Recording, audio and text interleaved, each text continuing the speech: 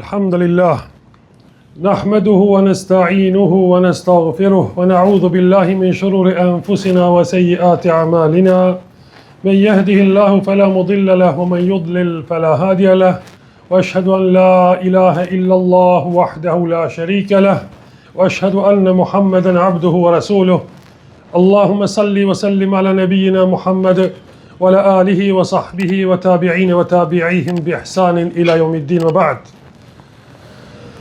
Falenderimet I takojnë Allahut Azza wa Jall, pe Tij ndihmë kërkojmë, vetëm tek Allahu falje për gabimet tona kërkojmë.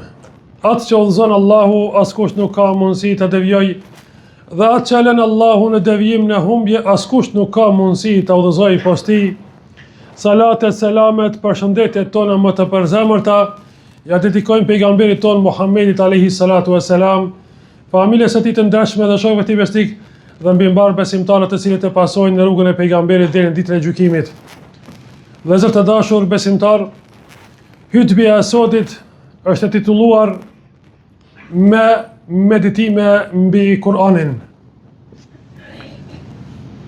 Kur'ani, libri I Allahut subhanahu wa taala, I shpallur për besimtarët.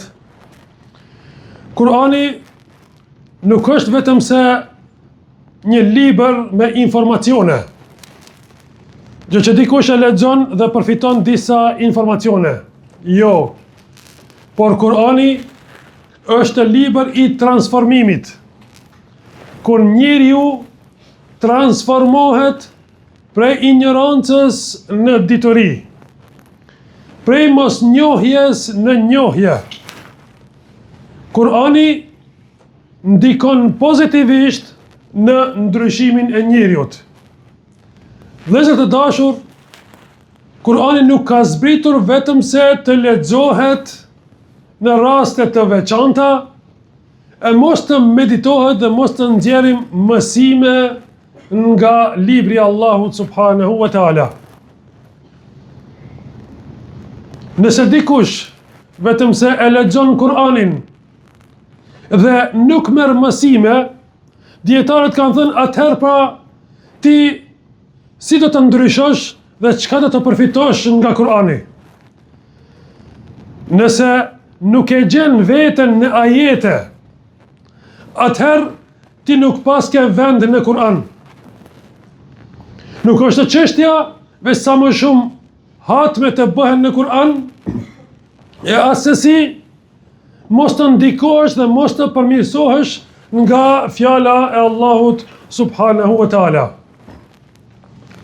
Çdo ajet që kalon duhet që të ndalemi dhe të shikojmë se ky ajet çka po kërkon nga unë në këtë rast. Çfarë obligimesh po kërkon nga unë? A jam duke I zbatuar këto apo nuk jam?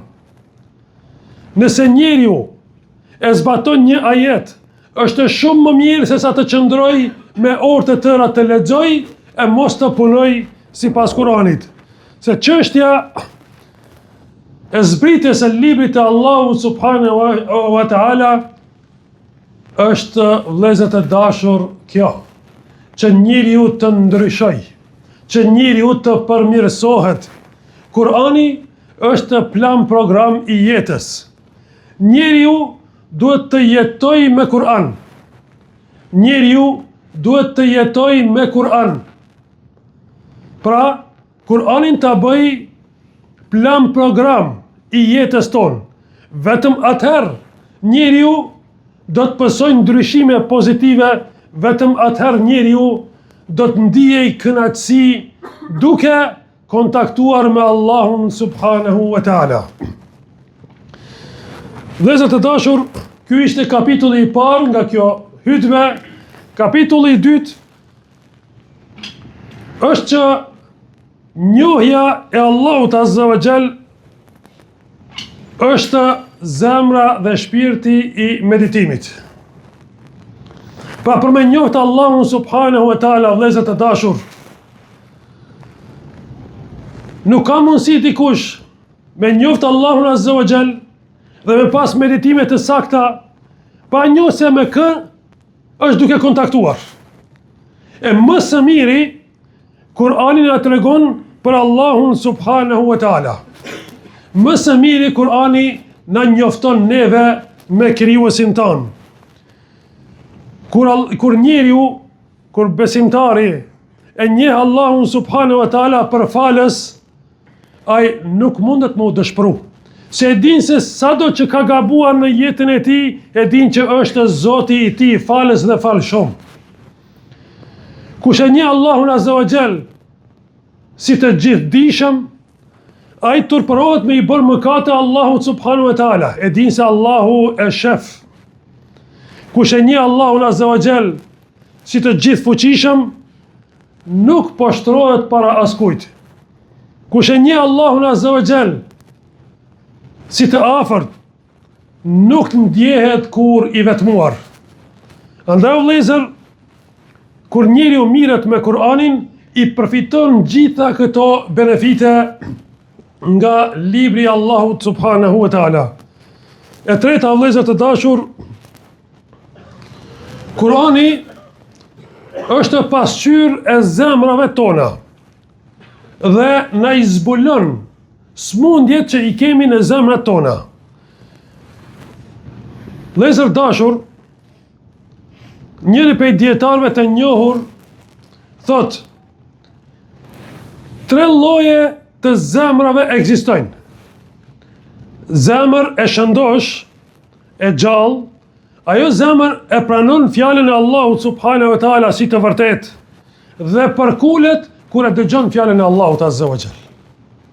Zemra e dytë është zemër e sëmur.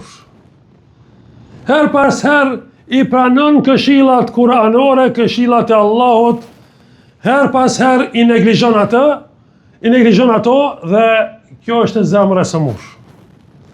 Dhe zemra e vdekur është ajo zemër që nuk ndikohet fare me urdhat dhe me fjalët e Allahut subhanahu wa taala. Kurani e zbulon një sëmundje nëse është në zemrat e njerëzve, si për shembull vetpëlqimi. Kurani tregon që kjo është një sëmundje dhe duhet të shërohet me sinqeritet. Kurani e zbulon një sëmundje tjetër e cila është pra syfaqësia apo ria në gjuhën arabe. E gjë që njeriu i bën gjërat sa për sy e faqe, e nuk i bën për hir të Allahut subhanahu wa taala. Kurani e zbulon zilin dhe na tregon që është Allahu ai i cili i jep mirësi njerëzve kujt don dhe sa don. Andaj nuk i takon besimtarit të ketë zili ndaj askujt tjetër. Dhe e katërta, vëllezër të dashur, meditimi që nuk sjell vepra, ai është kundër njeriut, kundër mirësive, kundër pra zbatimit të fjalës së Allahut subhanahu wa taala. Pra meditimet ndaj librit, ndaj fjalës së Allahut subhanahu wa taala duhet të sjellin tek ne ndryshim konkret në sjelljen tonë, në veprat tona. Ajetet e Allahut azza wa jall ndahen në 4 lloje të ajeteve. Ajetet e para është ajetet e urdhrit të Allahut, ku kërkohet prej besimtarit këtu zbatim. Ka kërku prej neve faljen e 5 kohëve të namazit, prej besimtarit kërkohet zbatim i urdhrit të Allahut azza wa jall. Kemi ajetet të ndalimit që kanë të bëjnë me përmbajtje. Mos më afru ndalesave të Allahut subhanahu wa taala. Dhe kemi ajetet e premtimit. Këtu besimtari duhet të shpresoj tek falja Allahut se Allahu ka premtuar që ai i cili kërkon falje për Allahut, Allahu do ta falë atë. Tek shpresa tek mëshira e Allahut. Shpresa tek xheneti i Allahut subhanahu wa taala. Shpresa tek mirësitë e Allahut azza wa jall. Shpresa tek pranimi i lutjeve të Allahut subhanahu wa taala. Dhe ajetet të llojit të katërt janë ajetet e kërcënimit, ku Allahu azza wa jall i kërcënon njerëzit E këtu duhet të kenë besimtarët frikë nga ai kërcënim i Allahut subhanahu wa taala. Ku filani i cili vepron filan mëkatin, do të dënohet me këtë dënim dynjë apo në botën tjetër. Vëllezër të dashur, pra çdo besimtar duhet ta gjej veten në këto këshilla dhe ta gjej veten në librin e Allahut subhanahu wa taala. Elusim Allahun të uzon në rrugën e drejtë ndaj fal mëkatet. Aqulu qawli hadha wastaghfiru li wa lakum.